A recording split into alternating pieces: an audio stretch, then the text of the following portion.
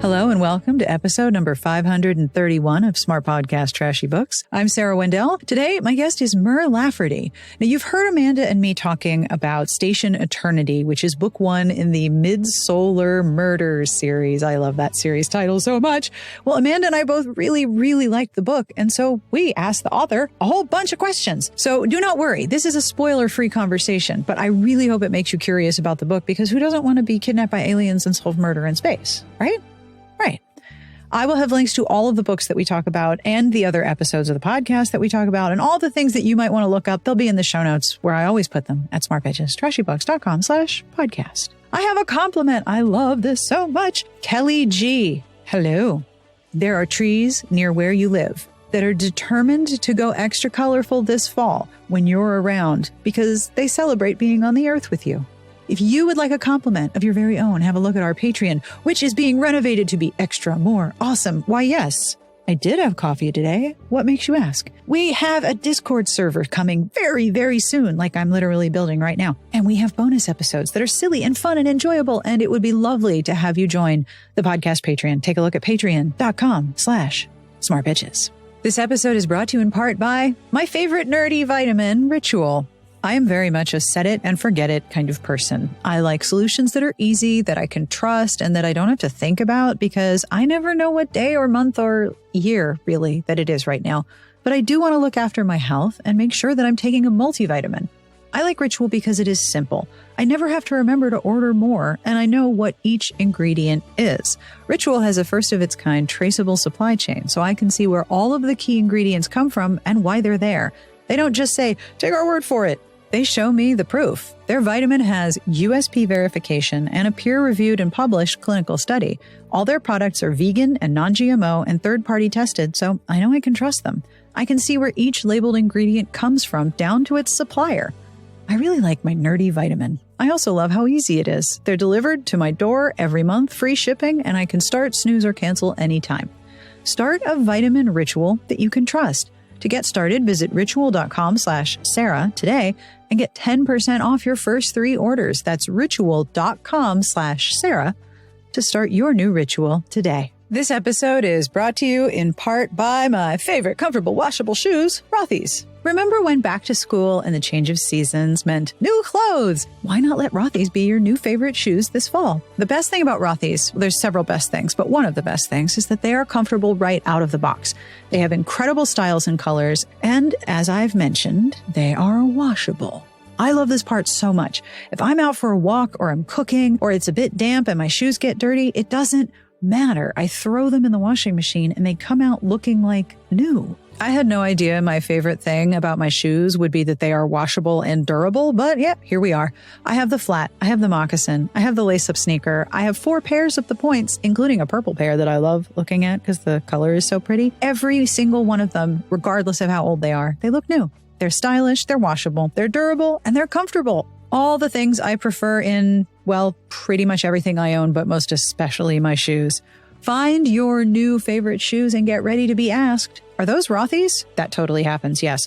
Plus, you'll get $20 off your first purchase at rothys.com/Sarah. That's ROTHYS.com/Sarah. This episode is brought to you in part by Forever, publisher of TikTok sensation Archer's Voice by Mia Sheridan. If you like emotional, hopeful romances with complicated, flawed characters and a nice serving of angst on the side, this book is perfect for you. When Bree Prescott arrives in the sleepy lakeside town of Pelion, Maine, she hopes against hope that this is the place where she can finally find the peace she so desperately seeks. On her first day, her life collides with Archer Hale, an isolated man who holds a secret agony of his own, a man no one else sees. Archer's Voice is the story of a woman chained to the memory of one horrifying night and the man whose love is the key to her freedom. It is the story of a silent man who lives with an excruciating wound and the woman who helps him find his voice. Readers on TikTok have been exclaiming about Archer's Voice for a while now, and every day new Book Talk fans discover this book. Now, I always say that a book that a reader hasn't read is a new book, and Archer's Voice is a bestseller 10 years after its first publication. Discover the book thousands of readers cannot stop talking about. Find your copy of Archer's Voice by Mia Sheridan wherever books are sold. All right, let's do this podcast. We're going to go get kidnapped by aliens and go to space and solve a murder, as you do. On with the podcast.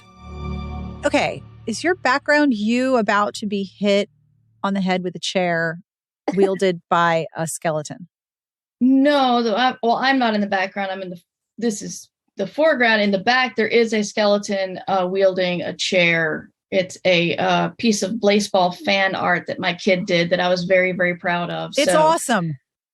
I was. I mean, they did a chair, so it's like chairs are hard. So oh yeah, I was. It's one of my favorite backgrounds. So it's a vaping skeleton, actually, as you can. Yeah, I was like, is that like a blunt in his mouth? I was trying to figure out what it was. It's a vape pen, as you do. It's the like eye spark as he's really honing. That's just gorgeous. Thank you. Could not get into baseball either, by the way. I tried. It is a lot. It is a lot. It is. It's like the tide. You just gotta hold on and let it take you, and you can't control it, and you may not understand it, but definitely did not understand just hold on. And yeah, my kid got into the fan art aspect of it, so they did a lot of really cool stuff for it. It's the best part of getting into a fandom, right? Fan art. So Amanda and I both owe you an apology because we have both already read your book and pretty much inhaled it, right? Yeah. I always feel that an apology. Well, I feel bad because I know that writing a book takes some time, and then you get someone like me and it's like, no! And I'm done. No. Thanks. No, that's very flattering. It took me it took me a long time to get it to the point where you could devour it like that. Yeah. So my name is Mur Lafferty. I am a podcaster and an author, and I recently wrote the novel Station Eternity, which is out on October 4th, and it is Murder, She Wrote meets Babylon 5. Oh, what an awesome pitch.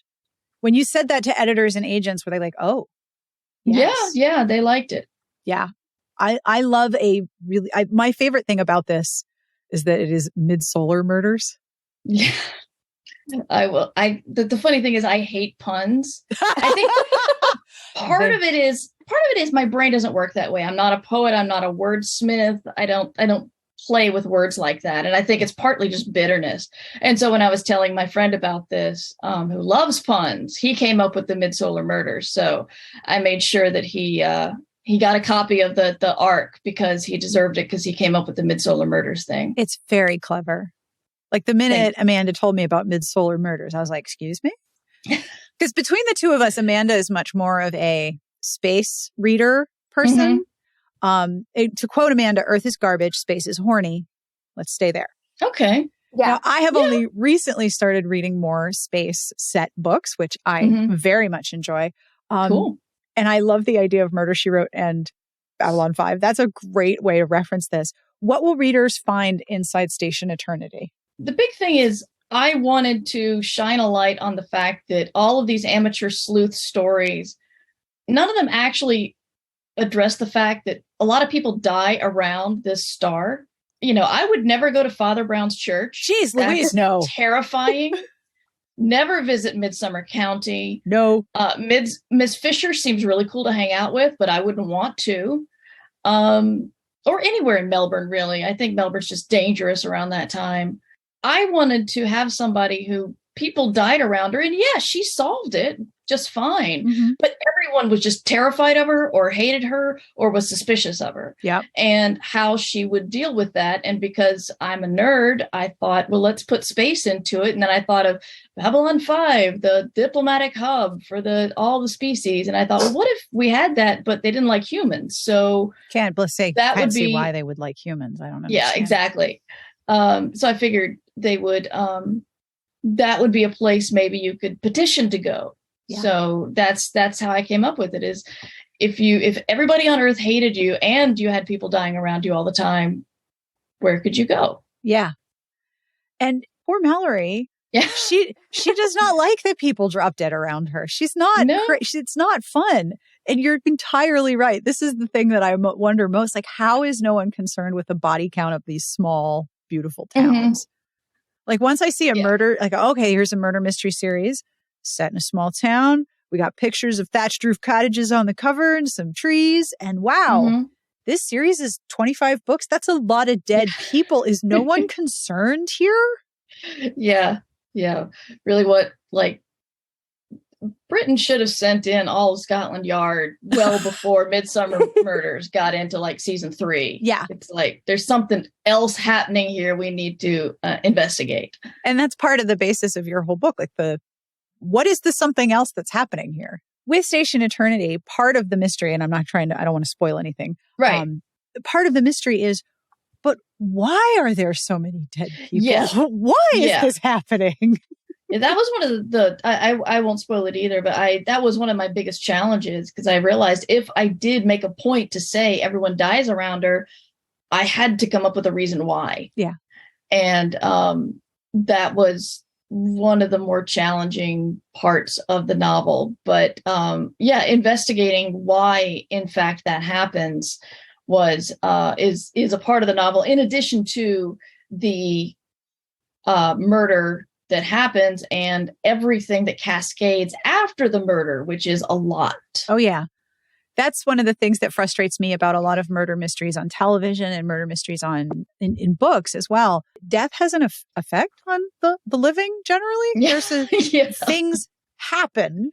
They don't, the dead body doesn't just dissolve like an NPC in a video game and you can just go on to the next quest because the dead body is dissolved and there's no after effect. Like grief is a thing. Trauma is like totally a thing. So the idea is like, oh, dead. Oh, well, that's annoying. Like, it's not like you just like lost your shoelaces and can't put on your shoes. This is actually a bigger issue here. I just realized the wealthiest person in Midsummer County has got to be the mortician. Yeah, absolutely. There's no question. In addition to the medical examiner, probably, but both of them, they're just super busy. Oh, for sure. Sorry, I just realized that. But yeah, it's there's grief, there's bodies, there's a lot of things that are written out because these are supposed to be cozy. I still don't understand how we find the story of a murder and an amateur solving it and possibly cupcakes or pets involved. Or books. Yeah. Or books. Yep. As a cozy thing. Like, where does the violent murder come in? I don't know why, but we do love it. Oh yeah. But part of it we don't love getting into. A lot of these don't have a thriller aspect of the main character is super in danger and they usually aren't very messy. Although there is a new Mr. and Mrs. Murder. I watched part of that, the first episode, which is about crime scene cleanup people who turn out to start solving crimes because the cops can't do it and they're cleaning up. But overall, it's like, it's not a very messy thing. It doesn't cause a lot of grief. And I don't know if people would like it as much. There's a lot of realism you have to cut out of your books just to make people enjoy it. I have a problem with blunt force trauma. Movies don't think blunt force trauma is a thing. Even if it's like, oh, you got knocked out, you had a concussion. Next scene, you're up, you're fine. You had a concussion, you're fine now. No. As I understand, the brain doesn't, recover that fast. It does not come back online that quick. No. Yeah. So if there's like, if it reminds me of monks in AD&D, which is, if you like, monks couldn't have sharp weapons because they couldn't break the skin. So they gave them maces. So monks wielding a mace was okay. Knife is bad.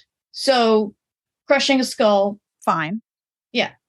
Things like that are just baffling to me. I have the problem with the blunt force trauma just being something you can just move past and be okay the next scene. And, but I think if people actually did get injured the way they would in real life, books would be a lot less interesting, or like, anything with any sort of adventure. Unfortunately, so we kind of have to cut that out. Yeah. It's like in romantic suspense where the bad guys are after the protagonists and they absolutely have to stop and go to Bone Town in the stairwell. It is, of course, absolutely. It one of our staff reviewers, at least, calls it danger boner, Like, we are in danger.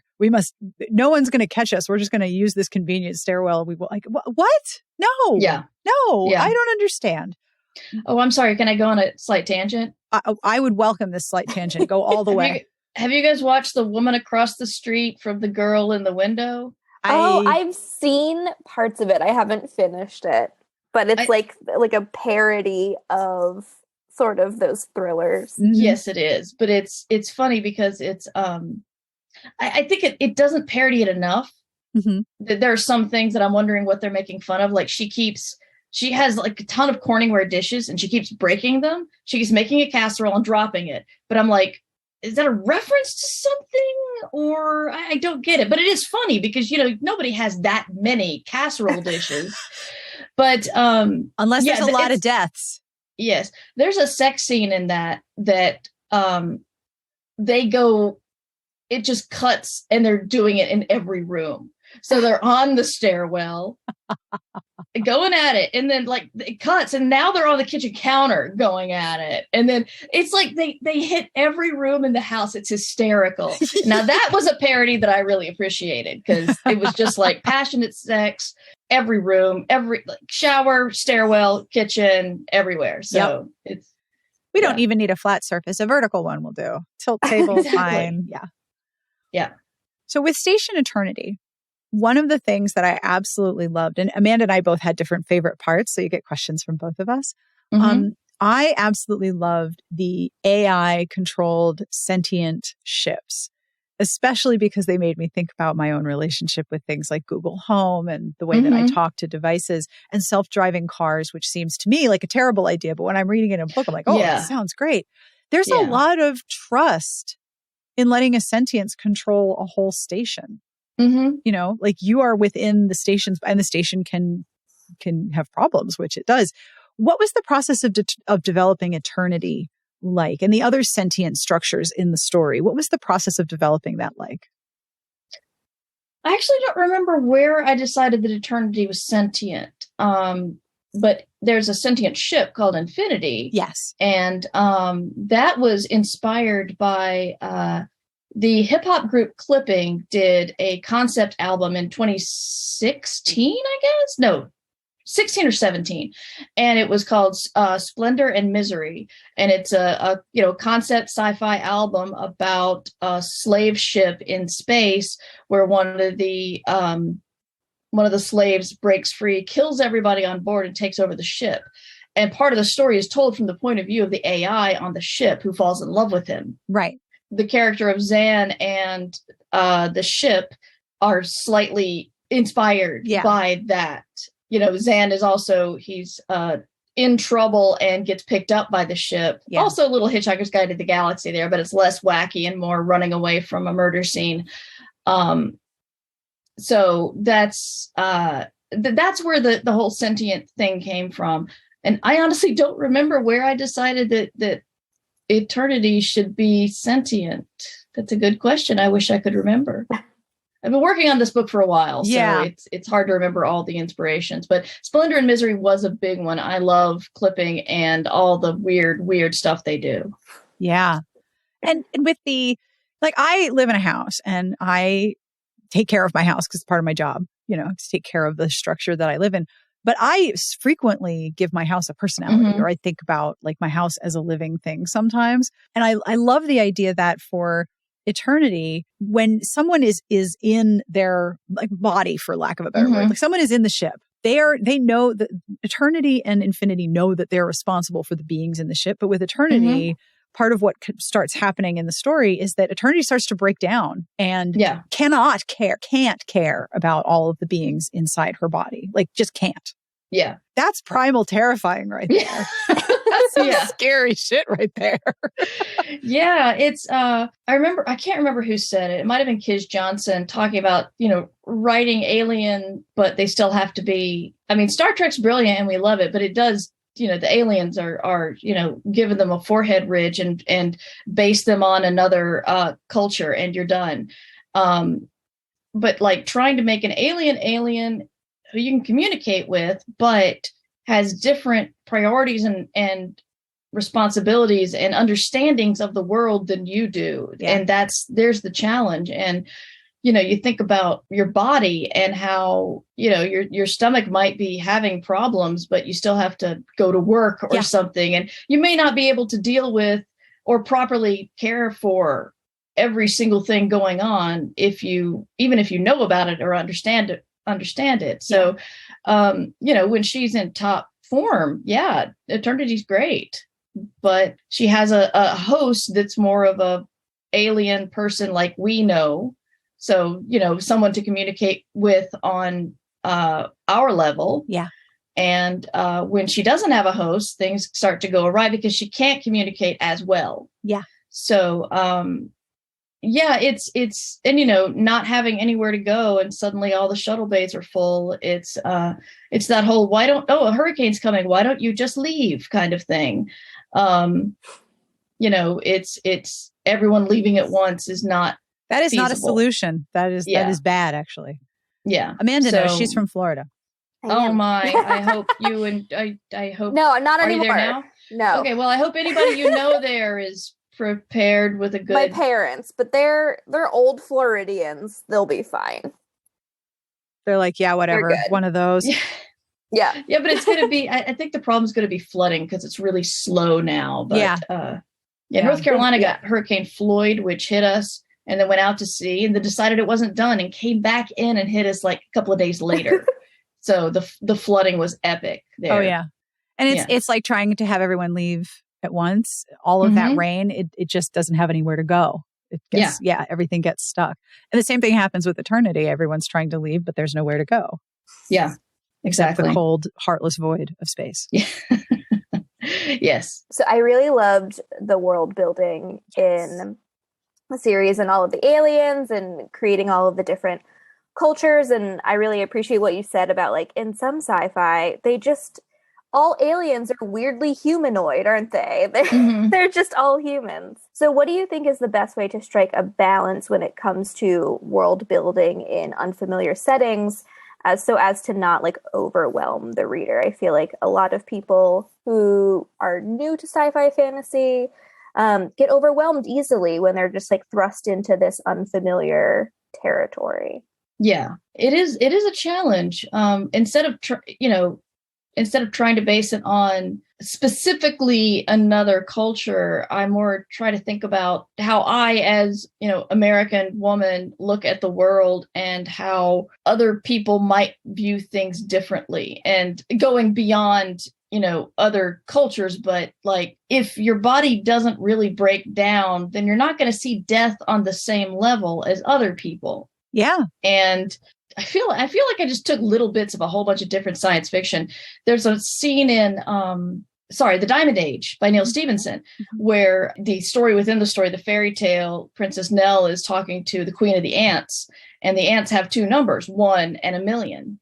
And so if anything happens to one is bad, and anything happens to the 1,000,000, of course, wipes out the colony. But anything happens to like a bunch, it's not 1 or 1,000,000, so it's okay. And, looking at numbers and population like that helped me try to figure out the Sundry, which their most important thing. They're my favorite, by the way. Oh, thank you. The Sundry are my hive mind, my very large insects. Well, larger than our insects, not like people-sized insects. And the way that they collect data, and they don't care so much to use the data, which confuses Mallory a lot.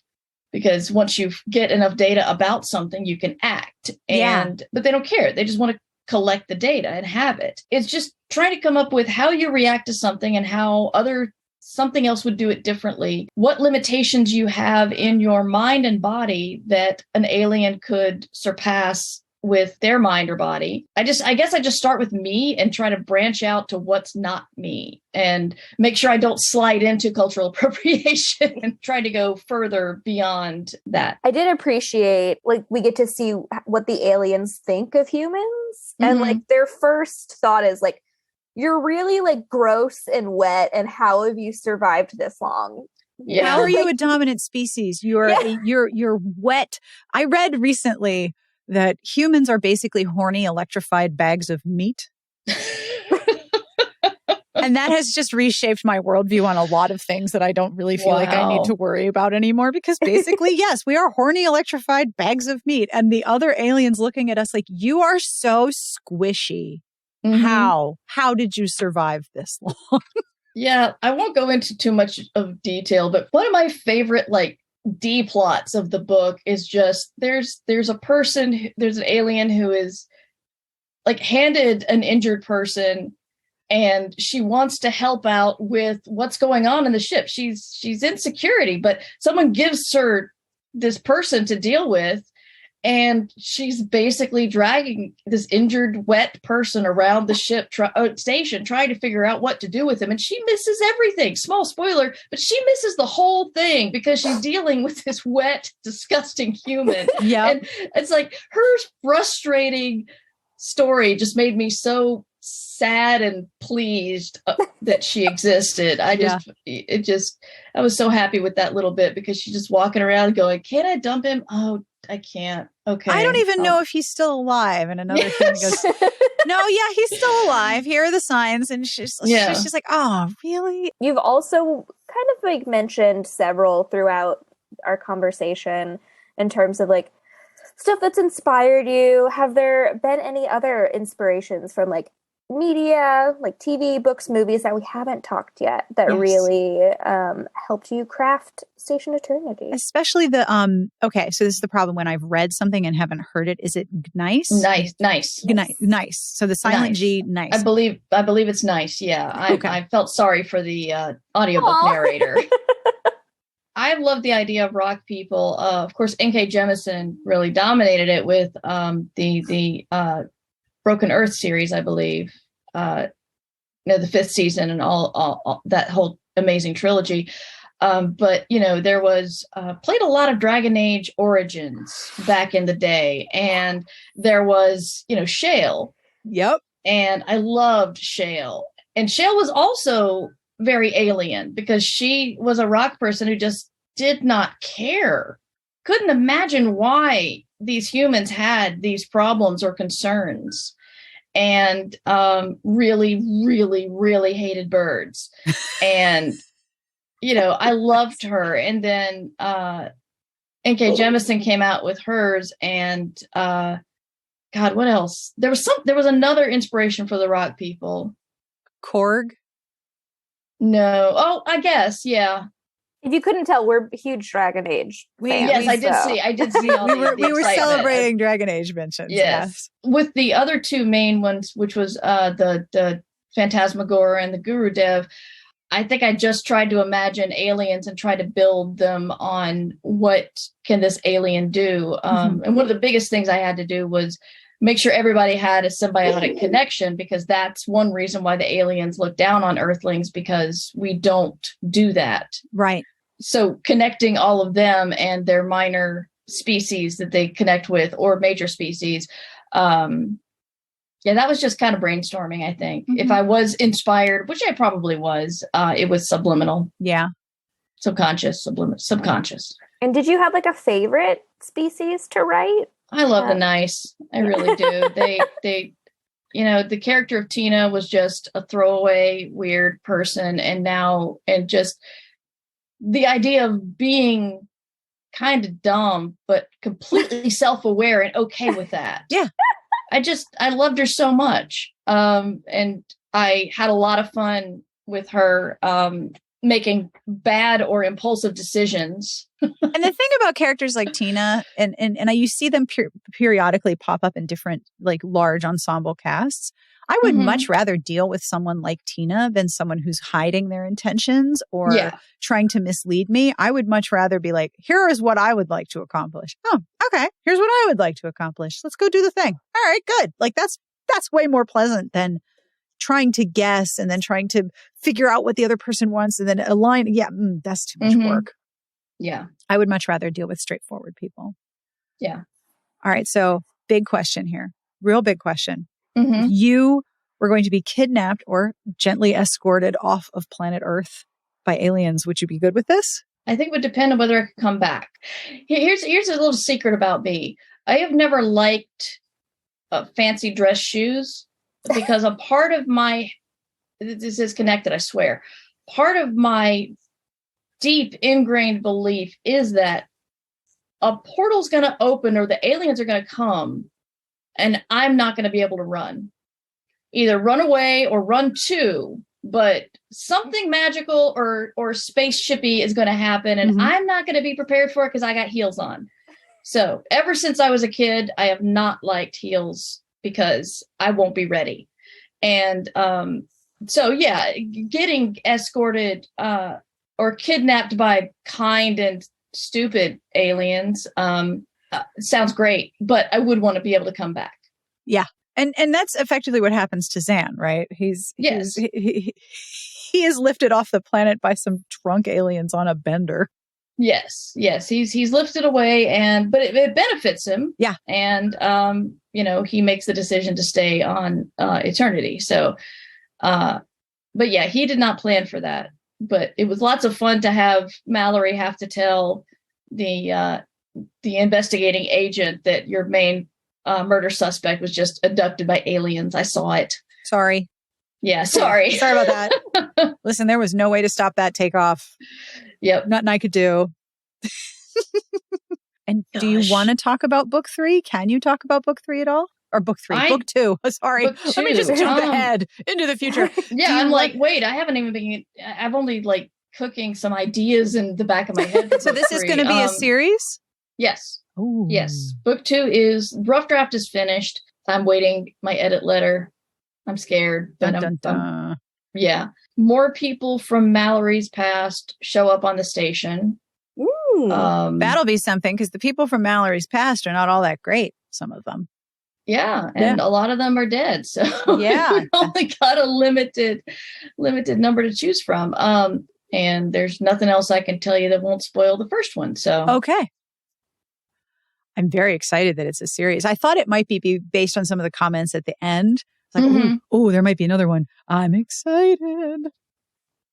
Yeah, it's we talked about whether they wanted like a trilogy with an arc or just, keep doing Monster of the Week type series. Like a good old Jessica Fletcher every week we get a new murder. So yep, no matter where she goes, there's a murder. It's kind of strange how that happens. Yep. One thing that's funny is I'm doing a live audio drama of like the Mallory's and Zan's origin stories for Twitch this weekend. Ooh. And it's like, if it should be like 30 minutes to 45 minutes. And it's definitely not the whole book. It's just to whet your appetite. But as I was going through and trying to figure out what to transcribe to an audio drama, I realized that I'd moved Zan's origin story like 150 pages into the book because of how I needed to structure it. And he didn't get a point of view for a while. Yeah. And so like people are getting a good, maybe part 2, a second part of the book really early in the audio drama, because I've just decided to have, here's how Mallory got there and here's how Zan got there. Right. And here's what they're worried about now, and go buy the book. But that should be fun. I'm very nervous about it because I feel like it's a really ambitious project and I'm pretty sure I forgot something, but we're going to be doing it live on Twitch. And then if it's not a complete disaster, I'll be putting it on YouTube. So, oh, fabulous. That's really cool. That is very cool. What a cool idea for book promotion too. That is very cool. Thank you. My agent came up with it and then I did all the work. That's usually how it works. That's right? how it goes. Yeah, that is exactly how it works. But it's a very smart idea because you're calling back to a very old style of storytelling with a radio drama and a very new format to promote your book, which is, again, an older format of media. I think that's really, really clever. But I mean, I really loved it. Well, I don't know if you guys knew or paid it or saw this when it happened, but in 2020 to help promote some political stuff, I think it was Wisconsin, maybe the cast of the living cast of Princess Bride got together and did like a table read, and I loved it. And I'm like, why aren't more? I was just getting into Twitch. I'm like, why don't I see this all over the place? Why don't people are doing like live audio, not live, but audio drama podcasts, right? But they're not doing like live reads on Twitch, which sounds like it would be much more entertaining and engaging. So that's kind of, I wanted to do that kind of thing. And so when it came to the promotion, it all kind of clicked. That's very cool.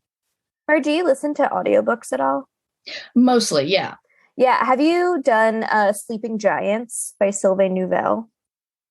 No, I have So not. I'm not a big audiobook listener, but this is my favorite audiobook. It's sci-fi about this girl discovers a giant metal alien hand beneath the earth. Oh, and cool. later goes on to become part of the team that kind of like investigates why the hell it's here. But the novel is told through epistolary ephemera stuff, like journal entries and project reports and interviews. And they got different narrators for each character. So it feels very much like you're listening to a radio play. Oh, cool. I highly recommend it if you like that style of audiobook where each character has a different narrator. It is so compelling. There's like a shady government agent that he's very smarmy and you can't tell like what side he's on. And his interviews with the like team members working on this hand are some of my favorite scenes to listen to. They're so good. Highly recommend it. Thank you. It's I apparently have it. It's just on my to be read list. So yes, I think move it up. Yeah, that series is a trilogy. I really liked it. So what books are you reading right now that you would want to tell people about? Since Amanda has gone first because she knows what's up. I am Audible just had a sale and I fell for it entirely and bought way too many books. I'm excited about one of my weaknesses is Christmas romances. So I got A Merry Little Meet Cute. 'Tis the season. They're all coming out. I'm excited about that one. I'm not a holiday romance person, but that one that's about the only romance I get into. I don't know why, but it is. Yeah.